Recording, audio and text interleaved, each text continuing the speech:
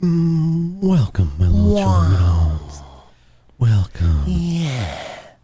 To Minisode 184. We missed you. Okay. No, don't like it. Welcome. We did miss you, sort of. What'd you boys bring today? What do you got for the news? What's happening in the world? Bring my spirits up. Fill me with some good news. You want me to bring news from the world to cheer you up? Obviously, only good things are happening. How about something from 1993? I'm joking. For the audio people, I'm joking. Wait, what? I got something from 1993 because we just did the episode about Ted Serios, the psychic cameraman who could put thought photography. He prefers photographer? Sure, Polaroid-odoid. So do I, honestly. Yeah, and so that reminded me of this story that's like similar to that. And it started in the 90s, in 1992. In Los Angeles, there was a show called Sightings, and there was these two guys that lived in this old house in L.A., and they had a camera, and they started to take pictures of ghosts. And I have, if you guys want to do a little scene, together, of course I do. I've got... I'm classically trained. I've got the two people, John Matkowski and John Huckert sitting here, and it's kind of a long scene, but it's like it explains it real well. So why don't you, Mathis, be Huckert, okay? Huckert. And Jesse, why don't you be Matkowski? How does that sound? I'm Mike Tud Wachowski. Soros about Matkowski. Ted Serios? Okay, I'm gonna drop this into Twitter. Soros about Matkowski. In Twitter, I'm gonna put this into Twitter because it's a big boy. Large It's always lad. a big boy with you. I told you it's a big boy. It's too. Oh my too God, big. you're not right. You're Very not right. big. Yeah, hang on. very I'm big going to boy. copy paste this into Word so I can read this easier. My goodness. I told you it's a big boy. It's I too warned big. you. Sometimes boys be too big. I warned Sometimes. you. That did not help at all. Okay, anyway. Up to the top. Come on. There it is. All right. I had gotten my camera from my father for Christmas, and I don't know. I took some pictures with it, and it was cool to have a Polaroid camera, but I didn't really think about it. And then I was sitting in the house one afternoon. It was just an average day, and the bathroom door opened, and no one was home. So I sensed that the door was opening by itself. I took the camera, and I took a picture. Nothing showed up in the picture, and of course, I felt kind of silly at that time. And I just went back to working. And then I remember sensing something, and I looked up, and the bathroom door opened in front of me, and it seemed so demonstrative. Or demonstrative? Yeah, same word. So I got up, and I was actually nervous because something just felt like it was there. Something was in the air. Something was in the room with me, tingling kind of sensation. And I started shaking, and I picked up the camera to take a picture. And I actually took a picture of, like, I was shaking so bad, I took a picture of, like, the top of the television set or something. And then I was like, okay, calm down. And then I took another picture, and that's when I got the first photograph of this experience. They're Polaroid photographs, so you basically sit and watch them develop. As it was developing, I just saw this almost stereotypical version of a ghost. It looked so, the eyes, the big eyes and the screaming mouth and the sort of weird, wispy, quality of it floating in the air. It's like going boo or something at you. And I remember like being really nervous about it. And then suddenly I thought, this is, my dad messed with this camera or something. That's what this is about. And then I took another picture. It was almost like a similar image, but it was like the thing in the first photograph had moved closer to me. And it was more like it was larger. And then I started getting like nervous again. I just kept going back and forth between incredulous and denial. And then when Matkowski got home, I said, I have something I want to show you. And what do you think about this? And I showed him the pictures. So he shows me these photos, and I'm like, wow, these are really cool. How did he do this? And I go, how do you do this? And he goes, I just took these pictures. I didn't do it. And I was just, no, you made this up. He says to me, here, take a picture. That's fantastic. That's a real guy. Voice. You brought that guy to life. Back to Huckert. Thank you.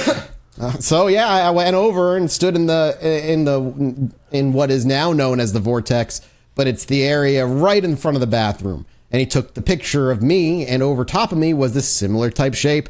It was like larger and more strange. I felt out of control. Like I didn't know what was happening and I didn't know where to put it in my mind. Then we ran out of film. After like a month of just sort of sitting with these photographs, we decided to go out and get some more film. We just thought, okay, well, here's the moment we find out whether this is real or not.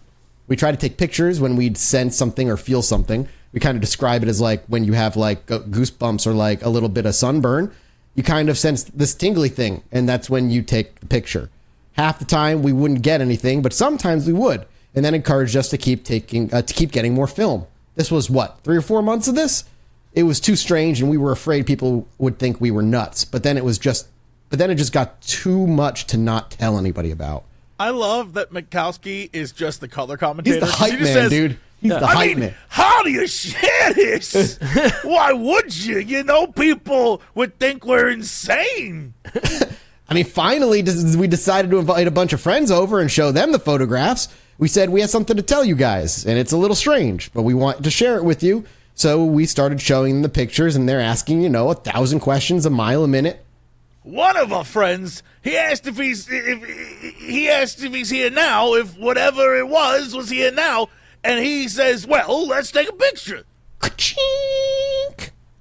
That's You added the sound flash. effect? Yeah, that was a awesome. long flash now. I think about it. That's all right. Snapped a picture, and they were all watching it. Someone said, "Oh my God, I think this is a word." You can see the word, yes. And that was the beginning of the communication. It's one of the things to get, like, ectoplasmic, fluffy, white things, and it's another to get communication, like an answer to our question. And then someone grabbed a camera and went, "Are you, what is it? Are you a friend or..." Are you a good ghost or a bad ghost? That's what it was. The photo came out a single word in the middle of the room. It said, friend.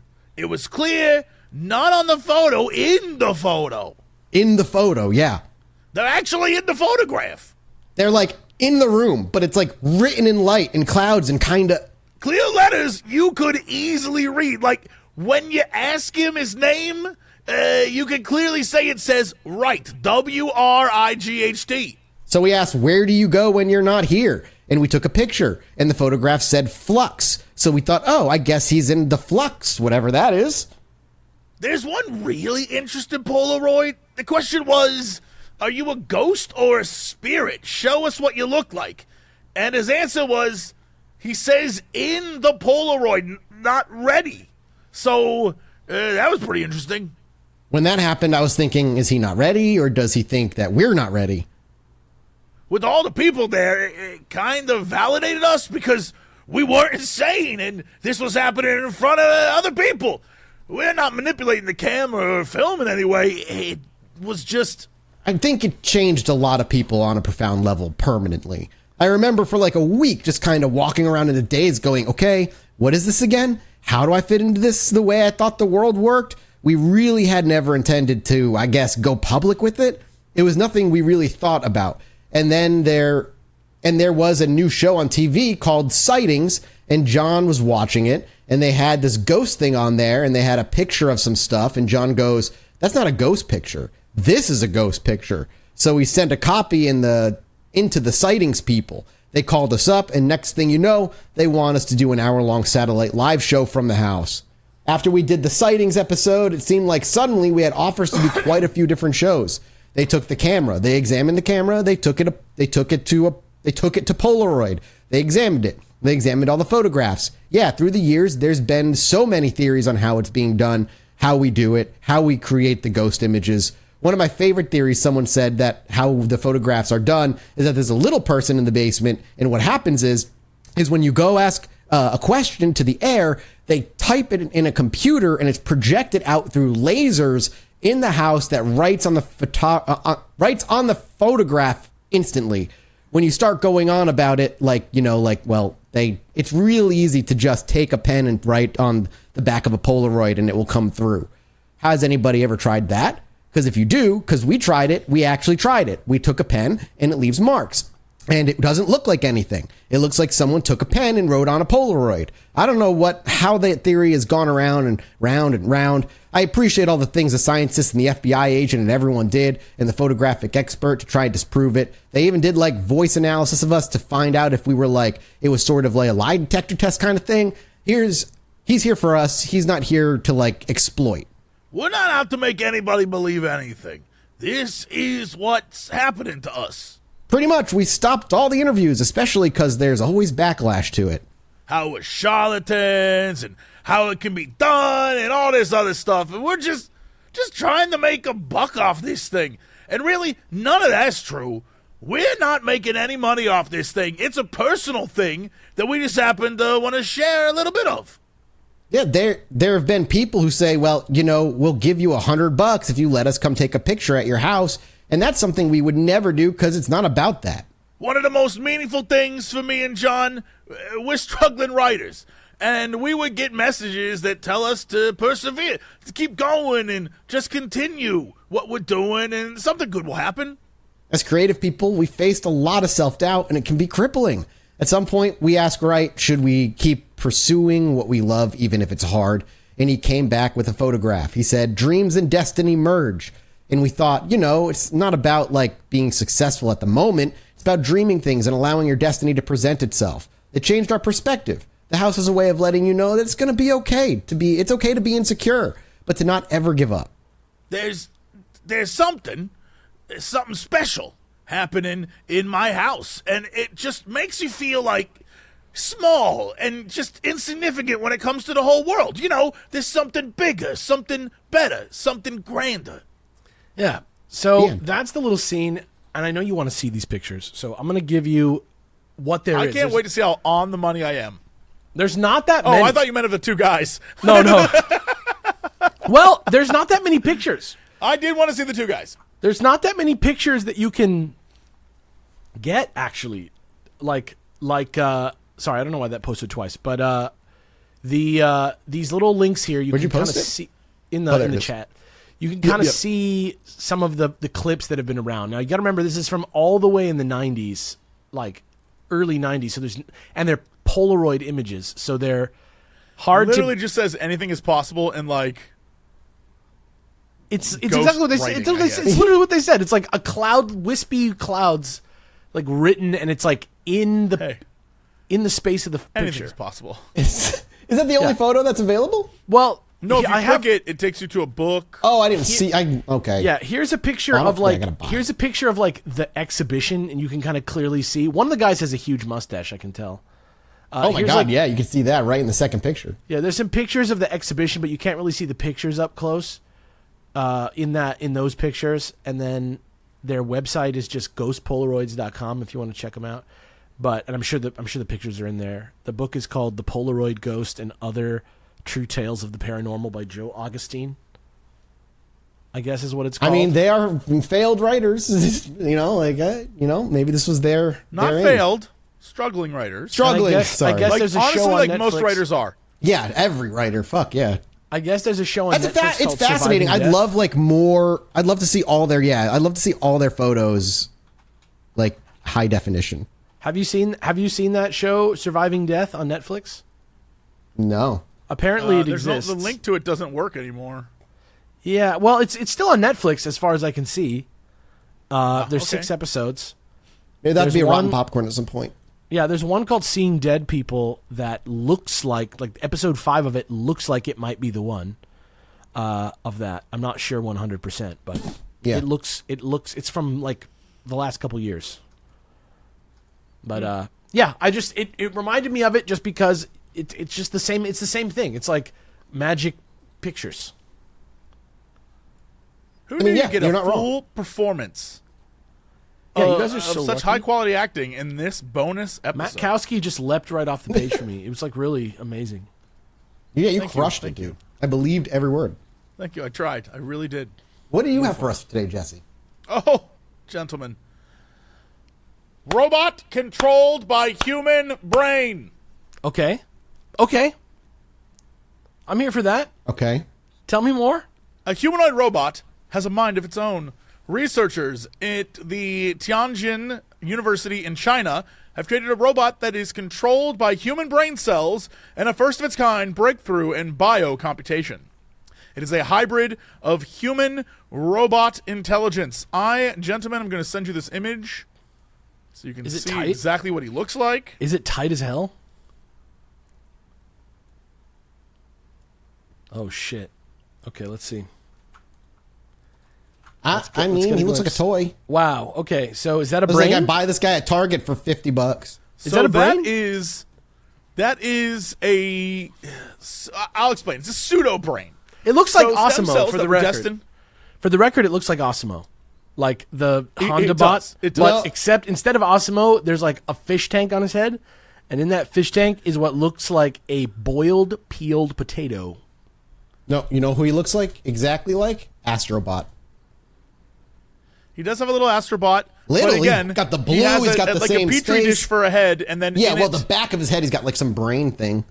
yeah, he's got like there's a whole thing going on there. You said so it's a stem stem cells that cell were destined to brain? become part of what now? You said it's a stem cell brain? Yes. So stem cells that were destined to become part of the human brain were developed for this action figure-esque robot, as the article in the New York Post says. He really when does. paired with an electrode in the computer chip, it's able to encode and decode that it has a bunch of tasks that it can do. Basically, they've created this brain that can track targets, avoid obstacles, and manage its arms to grasp onto things. It doesn't have eyes and can only respond to electrical signals and sensory signals. It doesn't The have eyes. Big is thing like, that they want to stress that it is not actually a brain. It's just a cosmetic representation, and it is not actually the actual tissue. The tissue is inside of it. it's cosmetic, but it's made of Yes. stem cells. No, so the stem cells are inside the cosmetic thing that kind of looks like a brain. So they just made like a Jello brain and stuck some stem cells inside it, like Pretty a flash much, drive. which is in I the think shape a weird take. And an old wire just shoved into the center of it. weird. Yeah. But man, that is But the thing that they think is really interesting is that the biggest potential could be for repairing human brains, and those who have brain damage or brain failure things, and maybe using some neurological healing techniques from this. Brain Okay. organoid transplants is what they're calling them, and it's a possibility for the future. It is apparently... it says here it builds on the dedicated research of Neuralink, so I guess it is in some way Elon Musk related. Yeah, Musk's company, I think. oh yeah. no. But it might not be. It says it builds on the work.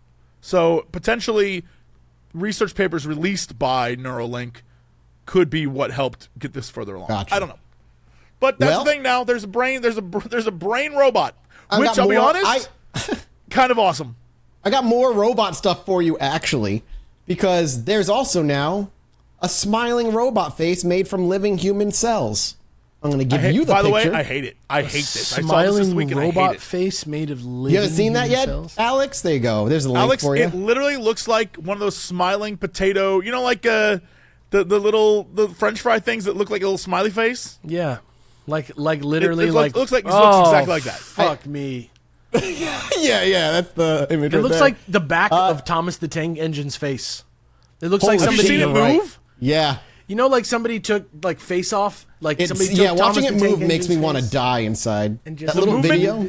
They have like pistons that make it smile. It's so crazy, dude. I don't like it. It's I hate it. wild So yeah, looking.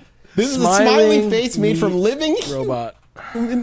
human Oh, it skin. sucks. Could one day be attached to a humanoid robot, allowing machines to emote and communicate in a more lifelike way, say researchers. Its wrinkles could also prove useful for cosmetic industry. The living tissue is a cultured mix of human cells grown in a collagen scaffold and placed on top of a 3D printed resin base. Unlike previous similar experiments, the skin also contains the equivalent of the ligaments that in humans and other animals are buried in the layer of tissue beneath the skin, holding it in place and giving it incredible strength and flexibility. Michio Kawai at Harvard University and his colleagues call these ligaments equivalents, quote, perforation type anchors, because they were created by perforating the robot's resin base and allowing tiny V-shaped cavities to fill with living tissue. This in turn helps the robot helps the robot skin stay in place. They put the skin on the smiling robot face a few centimeters wide, which is moved by rods connected to the base. It was also attached to a similarly sized 3D shape in the form of a human head. See below. Did you see this picture, Jesse? It looks like Cookie Is Puss. it the one? I think it's the one where I saw it moving. I think. It looks like not the literally smiling like moving Cookie face. Puss. No. Because they also put it on a head. Here you go. They put it on a head. He said. They put it on a head. Oh, I hate it. It's awful. You know what's messed up though? I realized one thing about this. The eyes are. They are made. This is like skin. This Real isn't human skin, yes. This is like real it. skin. They've don't like crafted that. real human skin for This robots, is Fallout right? 4. And I want you to understand. We exist in a world where people are scarred and burned and doused with terrible substances that like truly mess them up. This should be, look at these amazing things we did to help humans recover. No, dude, this is pure, we're going to make porn bots. We're going to make sex bots, and they have to feel like humans. Yo, this but is listen, the first though, step. It's happening. the funding from that will go into funding scientific research. Yeah, so, but this is 100% we're making sex bots. Listen, you I've make it never about been more boning? convinced in my entire life. Agreed. Quote, as the development of AI technology and other advancements expand the roles required of robots, the functions required of robot skin are also beginning to change. The functions required of robot skin. Okay. Yeah. You don't need skin to lift things or to like sort things. This Just hurts. saying. This hurts.